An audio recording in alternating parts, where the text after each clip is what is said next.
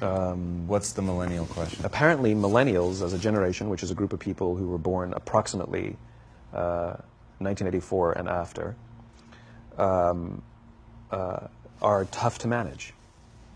And they're accused of being entitled and narcissistic and self-interested, unfocused, lazy. But entitled is the big one. And because they confound leadership so much, what's happening is leaders are asking the millennials, what do you want? And millennials are saying, we want to work in a place with purpose, love that.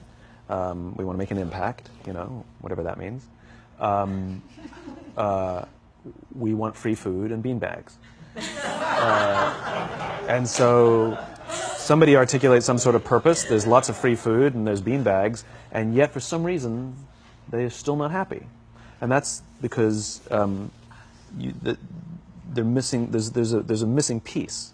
What I've learned is that I can break it down into 4 pieces, right? There are four things, 4 characteristics. One is parenting, the other one is technology, the third is impatience, and the fourth is environment.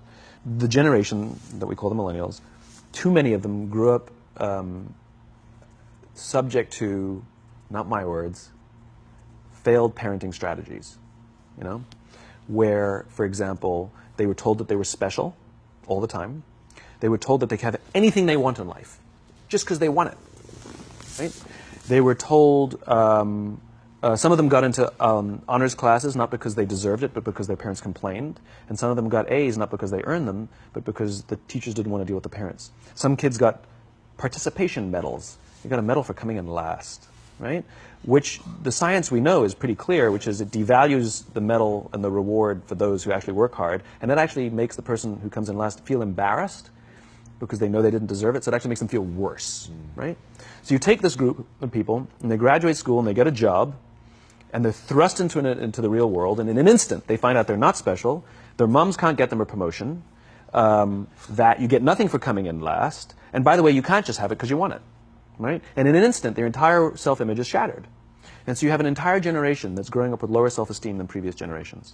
The other problem, to compound it, is we're growing up in a Facebook, Instagram world. In other words, we're good at putting filters on things. We're good at showing people that life is amazing even though I'm depressed, right? And so everybody sounds tough, and everybody sounds like they got it all figured out. And the reality is there's very little toughness, and most people don't have it figured out. And so when the more senior people say, well, what should we do? They sound like, this is what you got to do. And they have no clue. Right? So you have an entire generation growing up with lower self-esteem than previous generations, right? Through no fault of their own. Through no fault of their own, right? They were dealt a bad hand, right? Now let's add in technology. We know that engagement with social media and our cell phones releases a chemical called dopamine. That's why when you get a text, it feels good, right? So, you know, we've all had it where you're feeling a little bit down or feeling a bit lonely, and so you send out 10 texts to 10 friends, you know, hi, hi, hi, hi, hi, because it feels good when you get a response, right? Right? It's why we count the likes. It's why we go back 10 times to see if my Instagram is growing slower. Did I do something wrong? Do they not like me anymore? Right? The trauma for young kids to be unfriended, right?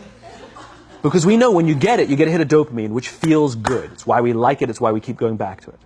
Dopamine is the exact same chemical that makes us feel good when we smoke, when we drink, and when we gamble. In other words, it's highly, highly addictive. Right? We have age restrictions on smoking, gambling, and alcohol, and we have no age restrictions on social media and cell phones, which is the equivalent of opening up the liquor cabinet and saying to our teenagers, hey, by the way, this adolescence thing, if it gets you down.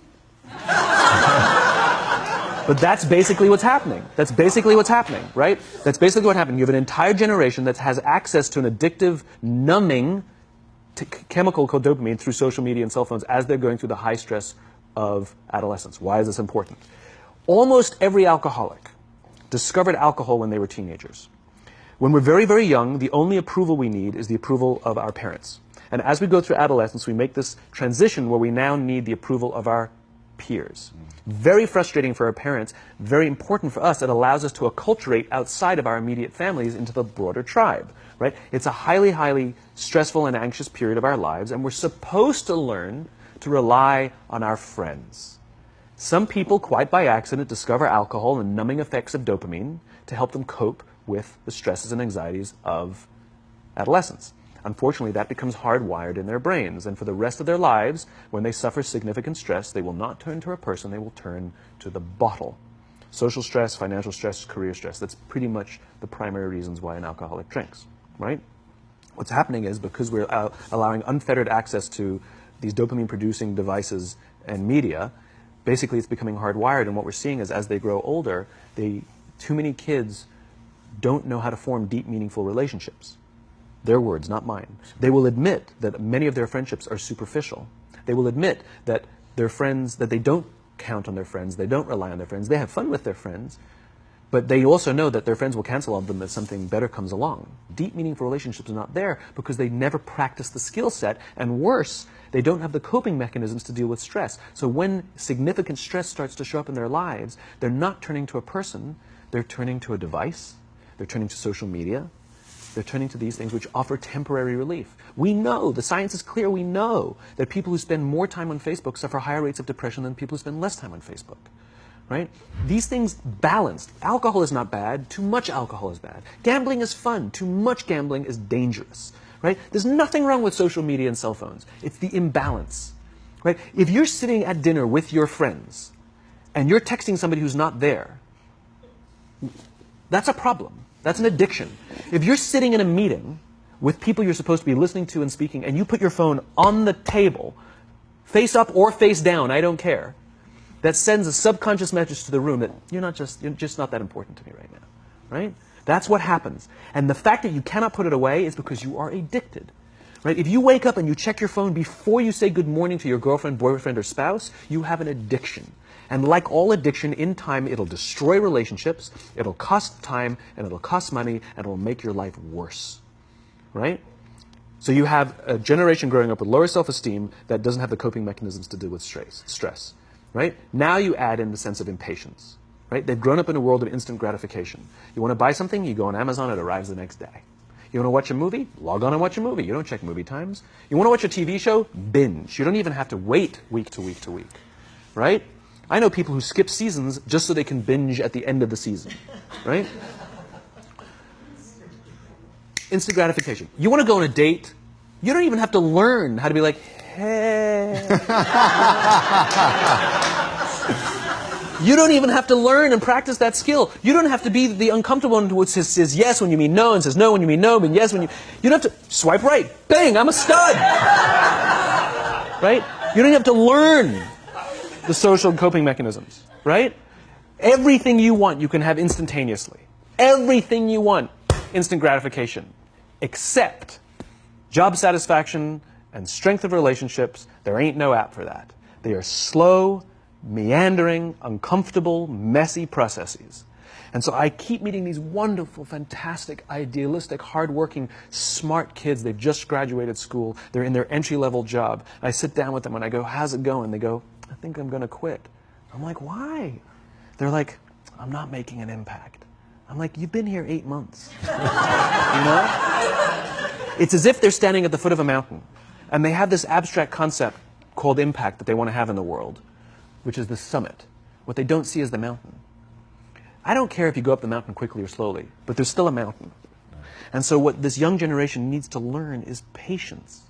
That some things that really, really matter, like love, or job fulfillment, joy, love of life, self-confidence, a skill set, any of these things, all of these things take time. Sometimes you can expedite pieces of it, but the overall journey is arduous and long and difficult.